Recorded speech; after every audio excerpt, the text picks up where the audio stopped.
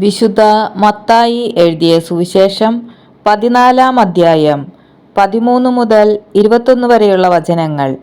5 അപ്പം 5000 പേർക്ക്. യേശു ഇത് കേട്ട് അവിടെ നിന്ന് പിൻവാങ്ങി വഞ്ചിയിൽ കയറി തനിച്ച് ഒരു വിജന സ്ഥലത്തേക്ക് പോയി.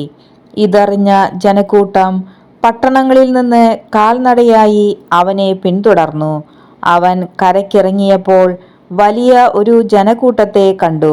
അവരുടെ മേൽ അവന് അനുകമ്പ തോന്നി. അവരുടെ ഇടയിലെ രോഗികളെ അവൻ സുഖപ്പെടുത്തി. സായാഹ്നമായപ്പോൾ ശിഷ്യന്മാർ അവനെ സമീപിച്ചു പറഞ്ഞു, ഇതൊരു വിജനസ്ഥലമാണ്, നേരവും വൈകിയിരിക്കുന്നു.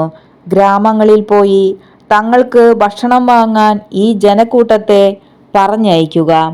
എന്നാൽ യേശു പറഞ്ഞു, അവർ പോകേണ്ടതില്ല, നിങ്ങൾ തന്നെ അവർക്ക് ഭക്ഷണം കൊടുക്കുവിൻ.